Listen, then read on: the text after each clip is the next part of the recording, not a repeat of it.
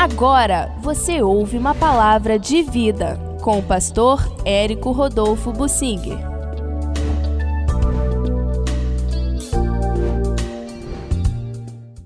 A propensão ao pecado, a ira de Deus, a intercessão de Moisés e a ação dos levitas. Eu quero focalizar esses aspectos tomando como base o que aconteceu quando o povo de Israel estava no Sinai, está relatado no capítulo 32 de Êxodo, e trazer isso para nós, para nosso tempo, à luz da nova aliança, o Novo Testamento. A propensão ao pecado. O apóstolo Paulo coloca em Romanos, no capítulo 3, esta realidade. Todos são propensos ao pecado. Não há ninguém imune a isto. A natureza humana é decaída. Não há justo, nenhum sequer. Todos se extraviaram e se afastaram de Deus. Todos são propensos ao pecado. Mas aí vem muita coisa em cima disto. Os meios de graça de Deus, a ação de Deus, o sacerdócio que Deus usa e o que Deus quer como ação por parte daqueles que conhecem o Senhor. Vamos nos conformar com o pecado?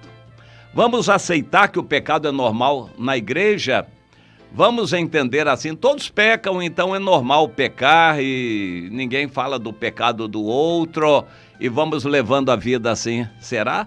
Vamos nos conformar com o pecado? Claro que não. Mas é a propensão ao pecado, às vezes ela fica contida, mas ela não morre. O apóstolo Paulo coloca o tremendo capítulo 7 de Romanos a serviço do entendimento de que a carne é fraca. Todos nós somos propensos ao pecado, os pregadores também, os mais espirituais também, todos têm a carne. Enquanto Jesus não voltar para o arrebatamento, em que seremos transformados, o corruptível vai se revestir do incorruptível. Ou quando a morte chegar, de alguma dessas maneiras, nós vamos ficar livres dessa natureza decaída, a respeito da qual o apóstolo Paulo diz: quem me livrará do corpo dessa morte? O bem que eu quero fazer não faço, mas o mal que não quero, esse estou sempre a fazer, porque não sou eu quem faz, é a carne, o pecado que habita em mim que faz. Então precisamos entender essa propensão ao pecado. Se todos têm essa propensão ao pecado, então Deus quebra o galho de todos. Deus é tolerante. Não, não e não. O pecado é afronta a Deus e Deus não aceita ninguém. Então Deus não vai aceitar ninguém. Não aceita mesmo ninguém, a menos que o seu pecado seja pago, seja coberto e perdoado. Isso é o que Jesus veio fazer. Por isso a importância do Evangelho. Mas o Evangelho perde importância se a gente aceitar o pecado. Quando a gente se conforma com o pecado, não precisa de Evangelho. Tudo se relativizou. E existem muitas igrejas que são assim. Lá dentro pode tudo. Portas largas. Ninguém cuida da vida do outro, ninguém quer saber da vida do outro. Ali pode tudo, só que ninguém fica se metendo na vida do outro. Isso não é igreja. Igreja é um corpo de pessoas onde cada um se mete na vida do outro. Todos têm comunhão, são responsáveis pelo outro, levam as cargas uns dos outros. Igreja é assim, todos se preocupam com todos. Mas um ajuntamento religioso não é igreja. A gente precisa entender isto. Quando há acomodação com o pecado, se considera normal a pessoa viver em pecado e de vez em quando ela vem pedir ajuda a Deus. Isto não é igreja. Isso desperta, na verdade, a ira de Deus. Foi o que aconteceu com o povo de Israel lá no deserto do Sinai. Nesse capítulo nós encontramos que Moisés subiu ao monte para receber as tábuas de pedra, receber a lei da parte de Deus. Aliás, lei que o próprio povo pediu. Não foi Deus que inventou essa necessidade de uma lei escrita na forma de mandamentos. Foi o povo que pediu. Para não ter que se encontrar com Deus continuamente, como o Adão e Eva, eles se encontravam com Deus continuamente. Quando pecaram, eles se esconderam de Deus. O povo de Israel fez igual a Adão e Eva. Eles queriam se esconder de Deus e, para não despertar a ira de Deus, eles queriam uma lei escrita que representasse Deus e eles tentariam cumprir aquela lei escrita. Deus, contrariado, deu aquela lei como eles queriam. A lei foi dada. Mas o Moisés era de 80 anos de idade, velho, cansado, e quando subiu ao monte, ele ficou lá em cima, se preparando, se santificando para receber a lei de Deus. E ele demorou muito, ficou 40 dias e 40 noites em jejum lá em cima. Enquanto isso, o povo não aguentou esperar 40 dias e 40 noites. Há muita gente que não aguenta esperar em Deus. Isso é fundamental. Deus pode nos atender hoje, amanhã, daqui a 40 dias, daqui a 40 anos. Deus pode demorar. Deus fez promessas a Abraão que custou a cumprir, e a maioria delas não cumpriu na vida de Abraão. Passou o Isaac, a maioria das promessas não se cumpriu na vida do Isaac. Veio Jacó e assim por diante. Deus espera. Todo o projeto de Deus esperou mais de 400 anos no Egito. A vinda de Jesus está demorando 2000 anos. Os discípulos esperavam para aqueles dias Jesus voltar. Eles entenderam que Jesus voltaria. 2000 anos se passaram e ele não voltou ainda. Nós cremos que está prestes a voltar, mas não sabemos o dia nem a hora. Temos que esperar. Esperar em Deus não é muito fácil. Só pela fé você vai conseguir esperar em Deus. Senão vai ficar angustiado, arrasado, desesperado e vai fugir para outra alternativa, para outra fonte de suprimento. Você não vai conseguir esperar em Deus. A gente espera em Deus quando é rapidinho, mas se demorar muito, a comida acaba, a paciência acaba e Deus não responde, a gente acaba indo para outro lado. Foi o que fez o rei Saul na Bíblia. O profeta Samuel mandou que ele esperasse.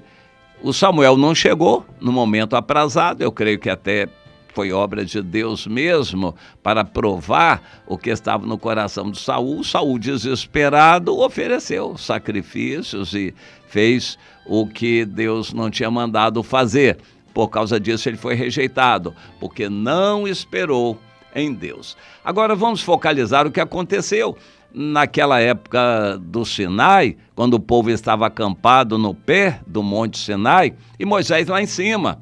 Moisés subiu, foi receber a lei, as tábuas da lei da parte de Deus.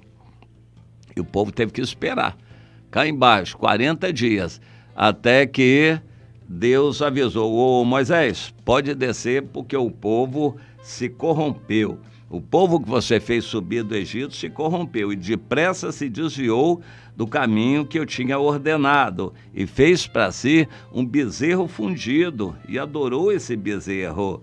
E eu tenho visto esse povo, Moisés, e não estou aguentando não. Você me deixa agora porque eu vou acender contra esse povo de Israel o meu furor e vou consumi-los. E vou começar tudo de novo com você, fazendo de você uma grande nação.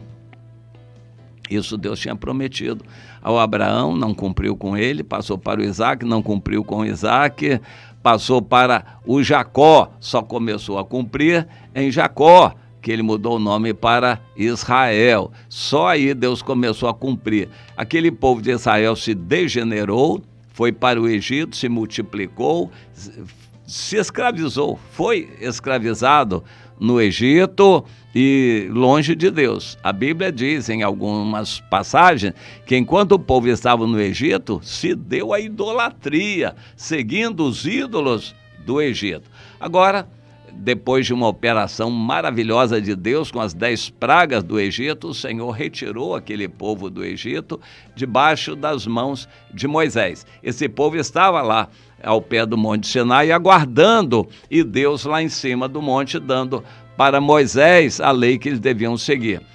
Como demorou muito, eles se deram a fazer o que eles conheciam bem do Egito. Lá eles adoravam algum deus na forma de bezerro e fizeram ali no pé do monte um bezerro fundido de ouro e começaram a adorar o bezerro e fazer festa. O Senhor revelou isso para o Moisés lá em cima do monte, diz que estava irado, e o Moisés mais que depressa entendeu a ira de Deus e se jogou aos pés do Senhor e disse: não, Senhor, mate a mim, o teu povo não. E Moisés se colocou no meio do caminho. Isso é intercessão. Isso é dos aspectos mais sublimes da vida cristã, quando você intercede por alguém. Mas meu pai não quer nada com Deus. Isso é muito comum. Hoje eu ouvi uma pessoa dizer isso: meu pai do Espírito está brabo. Mas sua mãe não era do Senhor? E vocês não se doeram? Não intercederam, não se colocaram na presença de Deus, não clamaram, não choraram, não jejuaram, pedindo misericórdia a Deus pelo seu pai? Intercessão é isso que muito crente não faz. Meu filho está desviado. Minha irmã, chore, se lamente, ore, clame, jejue, coloque-se diante de Deus e suplique a Deus misericórdia até operar na vida do filho e ele, como um filho pródigo, volte para os caminhos do Senhor. Mas não se conforme, faça como Moisés, se derrame, se coloque no meio para que a ira de Deus não destrua seu filho, ou seu marido, ou seu pai. A ira de Deus não destrua aquela pessoa por quem você ora, chora, ama, intercede. Coloque-se diante de Deus. A maioria dos crentes não faz isso. Meu pai não quer nada, meu filho se desviou, minha mulher está assim, aquele irmão lá não vem mais à igreja, aquela outra está assado. E você vai se conformar com isso? A igreja está mal, a situação está difícil, pessoas estão se afastando, desigrejadas, outros desviados, e você vai ficar assim, da mesma maneira? Como você quer ser uma pessoa digna de Jesus, do reino dos céus, com essa atitude? A sua filha está desencaminhada no pecado, você vai ter coragem de ficar na frente da televisão? Enquanto sua filha está no mundão, você não vai chorar pela sua filha, se derramar diante de Deus, como fez Moisés? Pois é, isso é intercessão. Deus atende a intercessão quando a gente se coloca na brecha. Deus reclamou com o profeta Jeremias que não havia em Judá ninguém, nenhuma pessoa que estivesse na brecha perante Deus, ou seja, todos se conformaram com o pecado e deixaram a ira de Deus desabar sobre o povo, como aconteceu. Destruiu todo Judá, Jerusalém e o templo também, e as pessoas também. A ira de Deus destruiu, porque não havia ninguém na intercessão. A intercessão é necessária, a gente fazer uso da prerrogativa que temos de nos achegarmos a Deus e clamar, suplicar, chorar diante de Deus como sacerdotes. O trabalho do sacerdote é esse. Eu ouço muitos crentes falarem mal do presidente da República, porque ele é isso e aquilo, é de esquerda, é isso e aquilo. Meu irmão, você já chorou pelo presidente da República? Alguma vez você já orou a Deus, jejuou, suplicando misericórdia? Ele representa, bem ou mal, a nação. Você já chorou por ele, você tem orado por ele, intercedido a Deus, junto a Deus, por ele. Isso é o que dignifica um cristão. Ele se fazer semelhante a Jesus, que derramou sua alma na morte. Você se derramar na intercessão.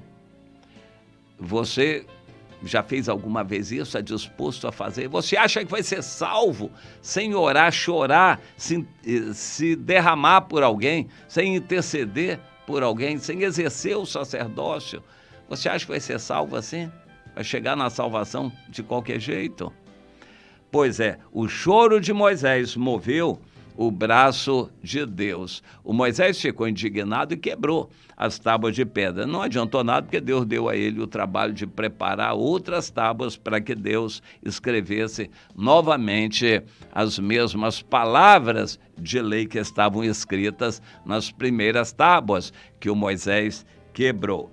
Mais adiante, o Senhor deu uma orientação e Moisés botou em prática: mate todas as pessoas que praticaram idolatria, que adulteraram e que deram lugar ao pecado.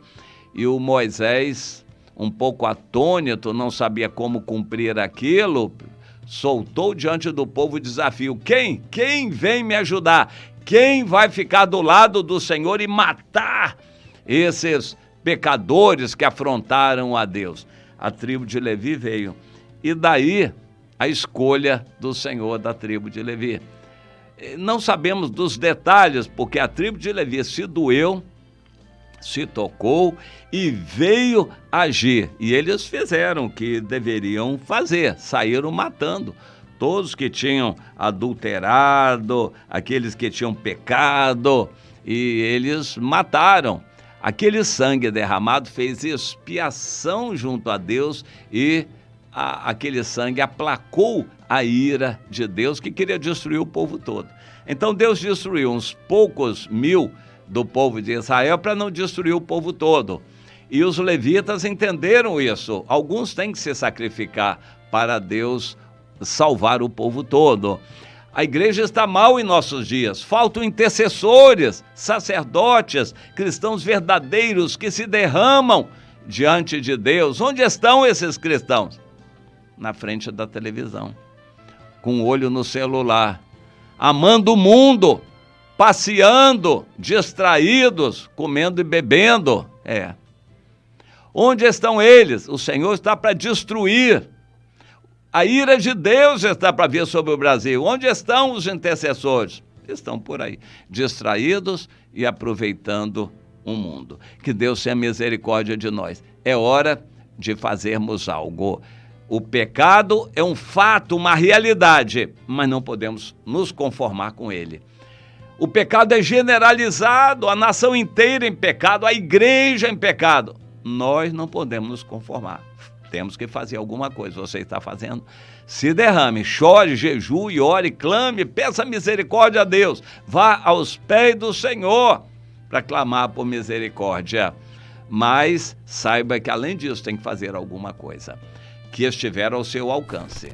Naquela ocasião, Deus, através de Moisés, mandou matar quem fosse conhecido e assumido no pecado. O que temos que fazer hoje? Faça o que estiver ao seu alcance. Se aparte de uns, se santifique aqui, ore lá, e faça o que estiver ao seu alcance, meu irmão. Mas não seja mais conivente com essa situação de pecado, porque você vai para o inferno se você for conivente com essa situação de pecado, com aqueles que também vão para lá. Não seja conivente. Você, minha irmã, sabe da situação. Se coloque diante de Deus. Peça misericórdia a Ele. Não seja conivente com esse estado de pecado que está na igreja, o povo de Deus. Não se conforme com isso. Faça alguma coisa.